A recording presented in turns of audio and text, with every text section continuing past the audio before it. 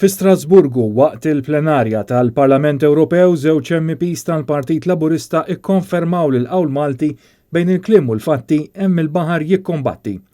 Fil-fatt l-MPs Alex Agius Saliba u Cyrus Engineer ivvutaw favur parti minn rapport fil-Parlament Ewropew li sejjaħ sabiex materji ta' politika barranija u sigurta ma jibqgħux deċiżi bi qbil unanimu bejn l-Istati membri, li jfisser li Malta ma tkunx tista' twaqqaf inizjattivi li jmorru kontra l-politika barranija u n-newtralità tagħha.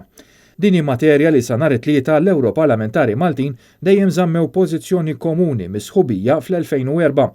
Issa f'U-turn mill-aktar sinifikanti l-MPs Laburisti Alex Agius Saliba u Cyrus Engineer ivvotaw biex Malta ma jibqax ikollha is-saħħa tal-vito. F'kummenti lil Net News l-MPs tal-Partit Nazzjonalista David Kanza u Roberta Mezzola qalu li kienu tassew sorpriżi b'dan il-vot u ma sostnew li dan il-vot jew ifisser bidla drammatika fil-politika barranija jew l-Ewroparlamentari Laburisti ma kellhomx idea fuq xi qed jivvotaw.